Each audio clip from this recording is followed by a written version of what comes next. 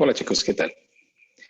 Eh, Hoy vamos a hacer un problema basado en la ley generalizada de Hooke. Esto va de la mano con la definición de lo que es el coeficiente de Poisson, Poisson's ratio, que tiene que ver con la deformación, con la relación entre la deformación lateral y la deformación longitudinal, ¿sí? Recuerden que si nosotros tiramos una barra, aplicamos esfuerzo en una dirección, en la otra dirección se deforma de sentido contrario. O sea, si yo estiro, en la otra se acorta. Y si yo comprimo, en la dirección transversal se agranda. Entonces vamos a hacer el problema siguiente, que es el 269. Entonces el problema dice así: tenemos un cuadrado de 1 pulgada de lado. Es una sección de un recipiente de presión, ¿sí? Entonces imagínense un tanque a presión de estos que están ilustrados. Bueno, a ver, perdonen, voy a ilustrarlo con nuestra clase. Perdón. Bueno, entonces los tanques a presión son una aplicación común de la ingeniería con la solución de membranas. Entonces, imagínense un balón de fútbol. Cuando está deshinchado, pues tiene un tamaño definido. Cuando ponemos aire, cada uno de los parches del balón de fútbol se estiran. Esto es una membrana.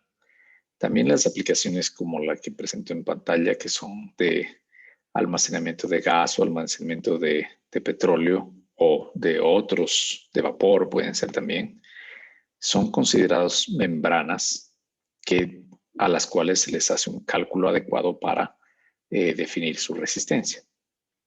Entonces, en el problema dado dice, tenemos esta sección, un pequeño cuadrado de material que es parte de de estos tanques de presión y tiene los esfuerzos que se muestran ahí. Dice, después de presurizar se produce un esfuerzo biaxial, ¿sí? Entonces, tomamos una parte de ese cilindro, que lo hacemos tan pequeño como de 1 pulgada cuadrada, de tal manera que ya luce como plano y ya se pierde un poco la noción de la curva. Y entonces el cuadrado mostrado ahí tiene esfuerzos en X de 12 kS y en Y de 6 kS. Se conoce el módulo de elasticidad material y el coeficiente de Poisson de 0,3. Determine el cambio de la longitud del lado AB, del lado BC y de la diagonal AC. Ya, entonces, ¿cómo vamos a resolver este problema? Vamos por la definición primero del coeficiente de Poisson, ¿no es cierto? Entonces, el coeficiente de Poisson dice que nu, que en este caso es 0,3, es igual a la relación entre la deformación longitudinal y la deformación lateral. Entonces, tomemos el problema por partes, ¿no es cierto? Entonces, si yo tengo un cuadrado y originalmente le pongo solamente la carga de 12 kSI en tracción, porque bueno, la presión interna del tanque lo que va a hacer es tratar de aumentar las dimensiones, ya sea en el diámetro o de toda una esfera o en la longitud de un tanque tipo una salchicha, ¿sí? Entonces ahí tengo sigma X igual a 12 kSI.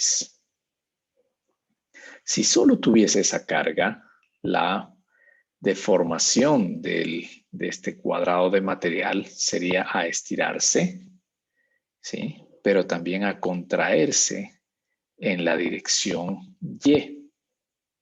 Bueno, pongamos solamente el eje de coordenadas. Este es X, esto es Y. Y en la dirección Z, perpendicular al plano, también debería haber un acortamiento, ¿correcto? Aquí están exageradas las dimensiones, pero sabemos que podemos calcular la deformación total en X, ¿sí? Que básicamente podría ser calculada con la ley de Hooke en la dirección X, ¿sí? Entonces yo puedo calcular epsilon X y multiplicar por la longitud inicial y sacar el delta X, en este caso delta X sobre 2 a cada lado, ¿no es cierto? Ya, entonces esto ya lo hemos aprendido. Ahora, tenemos que el coeficiente de Poisson del material es 0,3, o sea, lo que se deforma en la dirección axial longitudinal X, el 30% de eso se deforma en la dirección Y.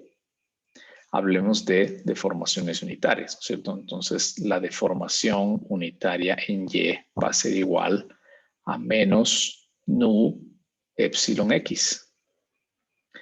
Entonces, con esto y el multiplicar para obtener el delta Y, el epsilon Y por la longitud inicial en Y, podría yo obtener cuánto en cambio se acorta en la dirección Y. Esto sería el delta Y sobre 2.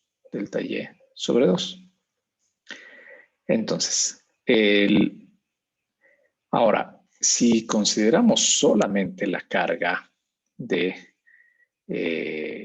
tipo axial, pero en la dirección Y, o sea, el problema, la segunda parte que dice, que básicamente estamos considerando que ahora tenemos, no me gustaron esas líneas, pero bueno. Ahora tenemos una carga en esta dirección con un esfuerzo igual a 6K6. Entonces, provoquemos nuevamente la deformación, se va a estirar, va a ser más largo en la dirección Y y en la dirección X se va a reducir y en la dirección Z también. Todo con la misma proporción de el Poisson's Ratio de 30%. Entonces, si yo quisiera sacar la deformación en Y, utilizo la ley de Hooke. De aquí despejo epsilon Y y sé que hay una correspondiente deformación en X debida al otro esfuerzo, que es igual a nu, el coeficiente de Poisson por el epsilon Y. Okay. Entonces, cada carga produce una deformación, ¿sí? En el caso de arriba, yo puedo concluir que un esfuerzo en X me produce una deformación en X, ¿sí? Pero también me produce una deformación en Y y en Z por la relación que existe con el coeficiente de Poisson, ¿sí? Igual, si yo aplico un esfuerzo en Y, me produce una deformación en Y, pero también me producen una deformación en X y una deformación en Z como subproducto del esfuerzo en y la relación de Poisson. Entonces, existe una ley general que se llama Ley Generalizada de Hooke, que se va más allá y considera también cuál es el efecto que puede tener una carga en Z. Una carga en Z va a producir un epsilon Z, pero también va a producir una deformación unitaria en Y y en X por el coeficiente de Poisson. Entonces, esto me permite en este problema, voy a derivarla, a lo mejor no es necesario hacer toda la ecuación, pero derivémosla. Es una ecuación conocida, así que no necesariamente tiene que derivarse cada vez, ¿no? O sea, la pueden encontrar directamente en un formulario, en el texto, etc. Entonces, lo que voy a hacer es primerito, pensemos en que tenemos solamente el esfuerzo en X, ¿ya? Entonces, ¿cómo calculo yo la deformación en X si tengo un esfuerzo en X?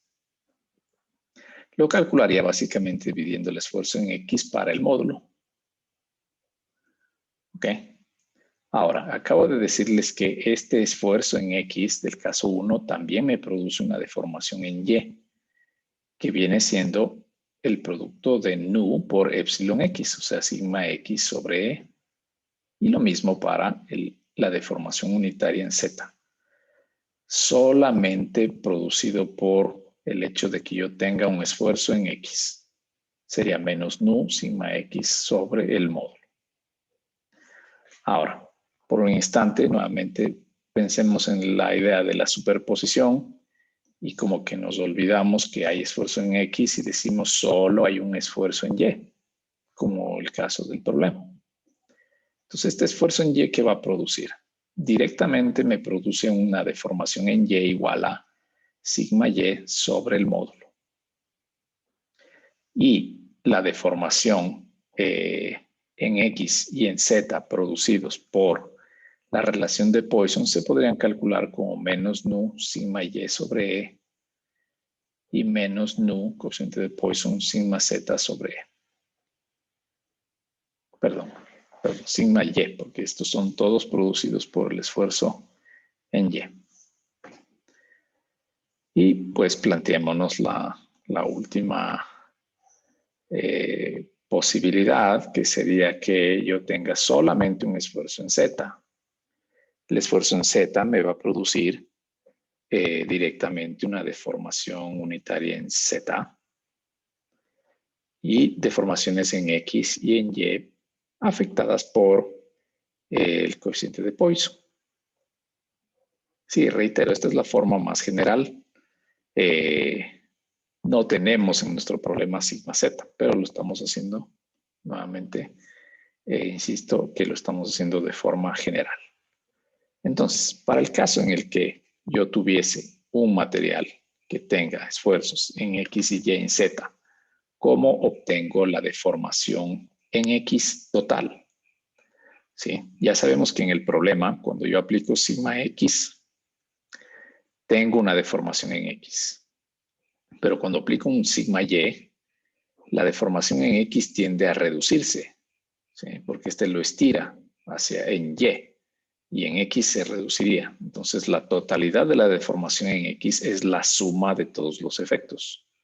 O sea, sumar todos los que están aquí. La deformación en X total va a ser igual a, podemos sacar un factor común, decir que es 1 sobre el módulo sigma X menos coeficiente de Poisson por sigma Y más sigma Z.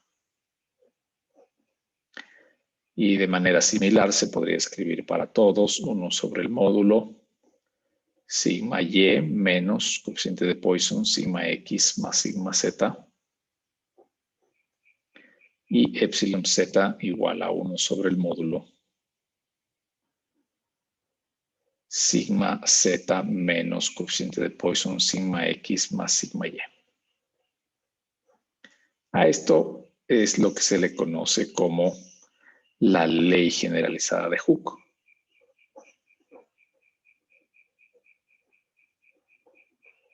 Entonces, ni siquiera la ley de Hooke completa es la que nos dice que el módulo por la deformación unitaria es el esfuerzo. Esta es la verdadera, real y completa ley de Hooke, ley generalizada. Entonces, apliquémosle para la solución de nuestro problema. ¿Sí? Si me pide que obtenga la deformación del lado AB, me está preguntando cuánto cambia la longitud de AB. Bueno, me está preguntando cuánto cambia en su totalidad la distancia entre el punto A al punto B, o sea, distancia en sentido X, ¿sí? Entonces yo debería seleccionar directamente la primera de las tres de las ecuaciones de la ley generalizada de Hooke y aplicarla diciendo qué cosa. Primerito, para aplicar ahí, pues yo puedo asumir directamente sigma Z es igual a 0, ¿ya?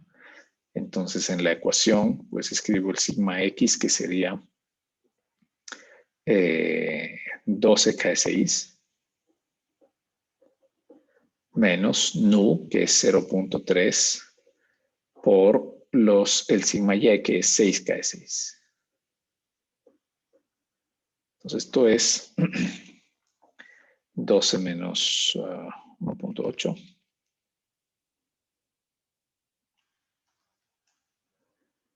Entonces me salen 10.200 PSI, que dividido para el módulo de elasticidad del material, que según recuerdo era 0, porque es 29 por 10 a la 6.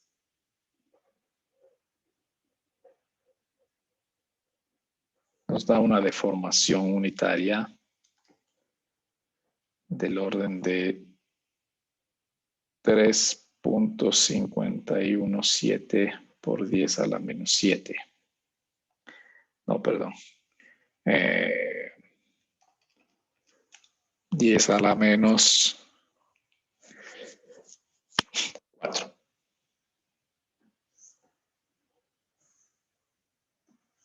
Ya. Entonces, si la longitud inicial de ese tramo es 1 pulgada, ¿sí? Yo quiero sacar el cambio de la distancia de AB, es simplemente epsilon X por longitud inicial, o sea, por 1 pulgada. Entonces, esto es 0,0003517 pulgadas. Ese es el distanciamiento, ¿sí? Entonces, si yo uso solamente el de 12, sacaría lo que genera la deformación, la carga de los 12 KSIs, pero tengo que restarle el efecto de la otra carga, que yo aplico 6 y eso me provoca una contracción en el otro sentido. Ahora, para responder a la segunda pregunta, que es la de, diga, ¿cuánto cambia en la longitud de la distancia entre los lados B y C? Ya, entonces, de la misma manera, pues B y C están en cambio en la distancia Y, ¿verdad? Entonces, uso la ecuación de la ley generalizada de Hooke, la 2, que en la lógica estamos haciendo es sumando los efectos. Primerito, pongo el de los 6 KSIs, que es el sigma Y, ¿no es cierto? 6 KSIs. Y resto, esto hace estiramiento, y resto la contracción, que es subproducto de aplicar los 12 KSIs en la dirección X, porque si yo aplico en la dirección X, en la Y se acorta. Reemplazamos. Esto es simplemente 0.3 por 12 sería 4, ¿sí? No, 3.6. Ahí está bien. Menos, o 6 menos lo resta, me da 2.400 PSI. Positivo. O sea que también se expande en esa dirección. Dividido para 29 por 10 a la 6 PSI. Nos da la deformación unitaria en la dirección Y. Este es más pequeño, este es 8.276 por 10 a la menos 5. De la misma manera, si la pregunta es cuánto cambia la deformación de la distancia BC, tendría que multiplicar el epsilon Y por 1 pulgada. Y va a ser 0.1234827 pulgadas. Ya. En esta condición también el esfuerzo en Z es igual a 0. Ahora me pregunta cuánto cambió la diagonal AC. La diagonal AC básicamente la puedo encontrar por trigonometría. Es decir, cuánto mide AB es la antigua longitud inicial más el delta AB. O sea, después de aplicar las cargas, me dirá 1.000351 pulgadas. Y el lado BC, el otro cateto, va a medir la longitud inicial más el delta BC. Trivial, ¿verdad? Entonces, 1.0000827.6 pulgadas. Quiero saber cuánto saca la diagonal. Hago Pitágoras. Sí, entonces el número con respecto a la original no va a tener una diferencia muy sustancial, pero si queremos medir con exactitud, debemos considerar, medir después de aplicar carga, es imprescindible considerar los efectos de Poisson. Entonces este es 1.4145 pulgadas. ¿Sí? Si fuese el original, debería ser raíz cuadrada de 2, ¿verdad? Que es 1.4142. Entonces hay una diferencia en el cuarto decimal de las pulgadas. Ya, hasta ahí el problema propuesto y pues aproveché para discutir la ley generalizada de Hooke. Pero también podríamos expandirnos en este problema para calcular el cambio de la tercera dimensión, ¿sí? Entonces, como aquí menciona, es un esfuerzo plano, porque al estirar el tanque lo que hace es poner esfuerzos en X y en Y. Los esfuerzos están en el plano. Fuera del plano sería Z. Ahora, ¿cómo calculo ahí la deformación fuera del plano?